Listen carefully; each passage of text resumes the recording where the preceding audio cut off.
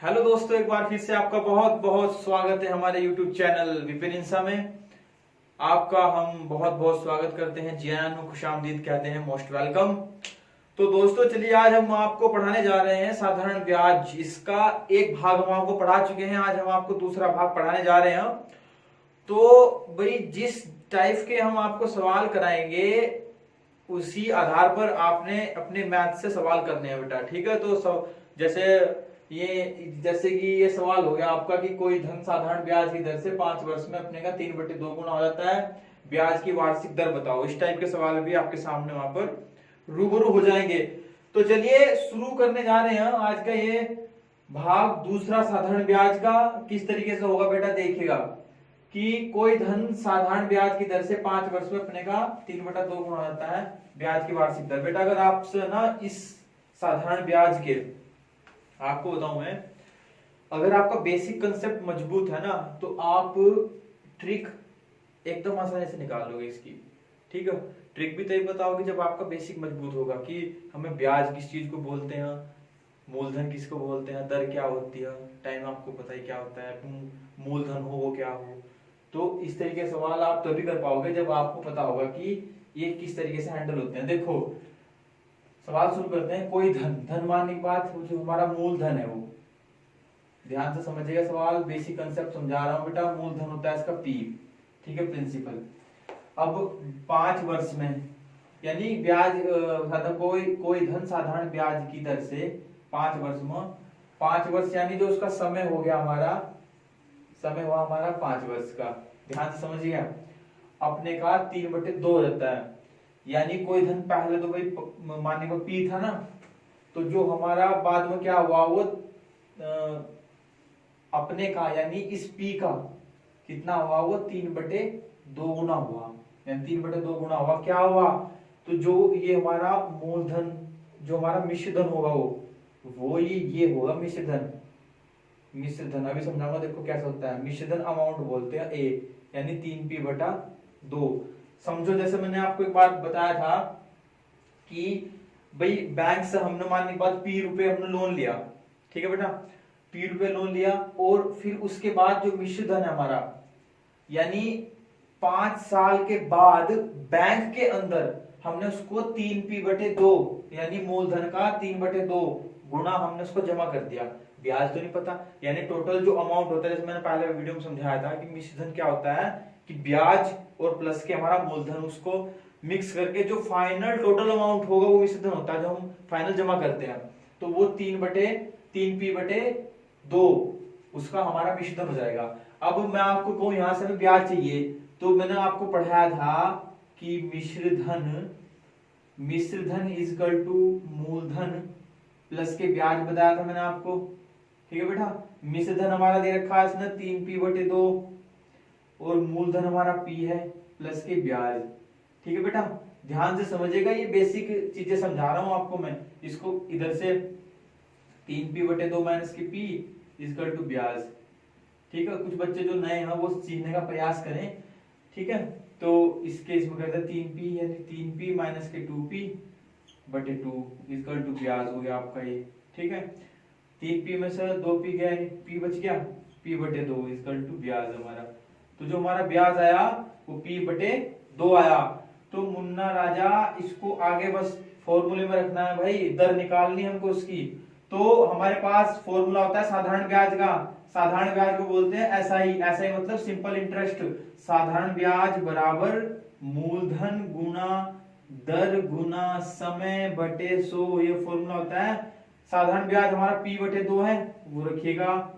p मूलधन हमारा p है तो हमने p लिख लिया उसको, मल्टीपल r उसकी रेट है तो r निकालनी है, समय दे रखा है 5/100, p से p कैंसिल हो गए, ठीक है बेटा। अब ये बच गया हमारा 1/2 इक्वल टू r मल्टीपल 5/100। 2 से काटेंगे 5, 50 आएगा, 5 से काटेंगे 10, इसकी मल्टीपल यहाँ करो तो यानी 10%। r बराबर r यानी जो उसकी रेट होता है ना, यानी जो दर होगी वो प्रतिशत मानते हैं, 10% उसकी हमारी दर निकल के आएगी 5 वर्ष में। यानी कोई धन, अब देखो हमारे पास दर आ गया, अब दर ही चाहिए थी हमको, ठीक है बेटा। तो ये तो इसका बेसिक कंसेप्ट था, ये समझ में आना चाहिए आपको कि मूलधन पी है, फिर 3p बटे, अगर वो साधारण ब्याज का बोल था तो फिर यहाँ पर हम मिश्र धन ना रखते, हम यहाँ पर ब्याज रखते। फिर वो अगर वो कहता ना कि वो भी, चलो अगला सवाल इस टाइप का ही समझाऊंगा आपको मैं, तो इसमें ये चीज याद रखना। अब बहुत से बच्चे ये कह रहे होंगे कि सर इतना बड़ा कर दिया, इतना टाइम है क्या हमारे पास? मुन्ना, ये हमने जो तरीका बताया आपको आपकी नींव मजबूत करने के लिए, ट्रिकली सॉल्यूशन भी है इसका, और ट्रिक तो आप कैसे कर दोगे एकदम, कैसे करोगे? देखो जो इसको ध्यान में रखना है, इस ट्रिक को भी। ट्रिक क्या, बस ये फॉर्मूला है, बस थोड़ा सा माइंड में कैलकुलेट करना है। कैसे करोगे भाई? हम बैंक के पास गए गए भाई, मैंने ये बताया था जो बटे में होती है वो ओरिजिनल वैल्यू होती है, ठीक है भाई। कोई धन हमने लिया, वो मानने के बाद भाई 2/3/2 है ना, तो वो 2 रुपए धन थे, बैंक से हमने 2 रुपए दिए, ठीक है। 5 साल लगे उसको, हमने तीन जो 2 रुपए थे और 3 रुपए हमने उसको जमा कर दिए फाइनल, यानी 5 साल में, तो कितने रुपए का ब्याज लग गया? 1 रुपए का। यानी 2 रुपए तो हमने मूलधन लिया बैंक से, 3 रुपए उसको जमा कर दिए 5 साल में, तो कितने रुपए लग गए? ब्याज के 1 रुपया लगा नहीं, तो वो जो 1 रुपया लगा वो तो हो गया हमारा ब्याज, यानी ब्याज हो गया 1 रुपया। ब्याज बराबर मूलधन हमारा कितना है? मूलधन हमारा 2 रुपए है, तो 2 रुपये मूलधन है, मूलधन बोलते हैं इसको, मूलधन। और ये मिश्र धन है हमारा, ठीक है। 2 रुपए थे, फिर उसके 3 रुपए हो गए, तो 1 रुपए का ब्याज लग गया। तो ब्याज बराबर मूलधन गुना दर गुना समय, कितना है हमारे पास? हमारे पास समय है 5 साल का, बटे 100। 2 से काटेंगे कितना? 50, 5 से काटेंगे 10, इसकी मल्टीपल यहाँ, and 10 equal to R, R बराबर 10%।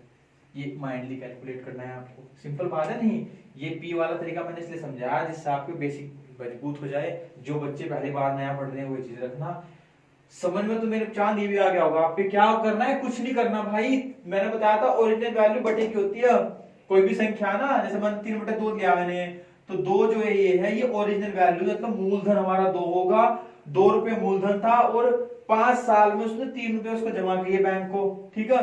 तो 2 रुपए का 3 रुपए बन गए, तो 1 रुपए ब्याज हो गया, वो हमने यहाँ रख दिया। ब्याज बराबर मूलधन हमारा 2 रुपए था, 2 गुना दर गुना समय बटे 100, बस कॉल करना 10%, ठीक है। तो इस तरीके से ये सवाल हैंडल करने हैं, बड़े इंपॉर्टेंट है, ठीक है बेटा। तो चलिएगा अगला सवाल देखते हैं।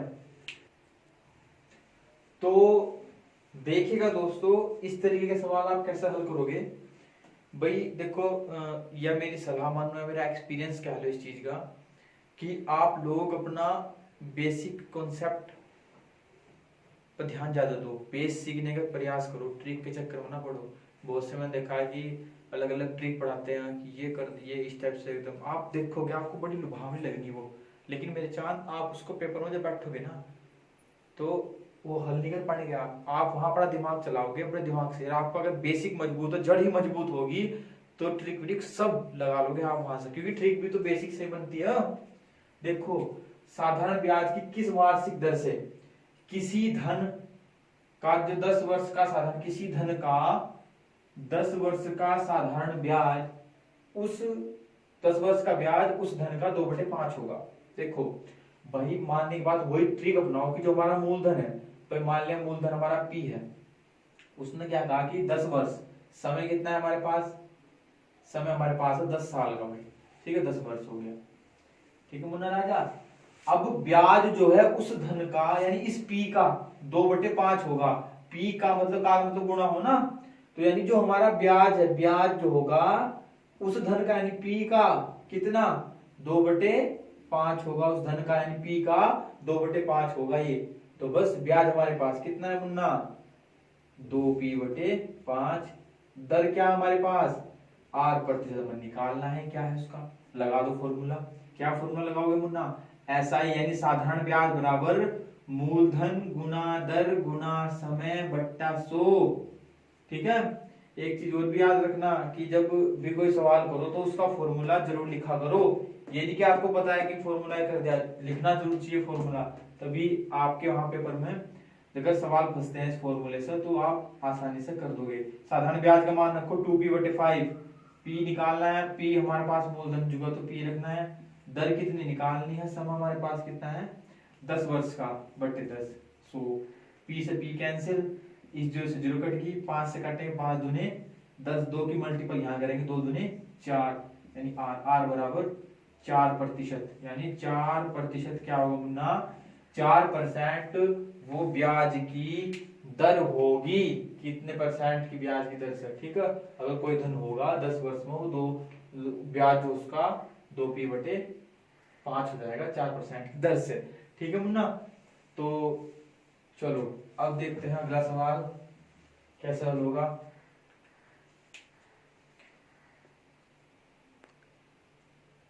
ठीक है बेटा।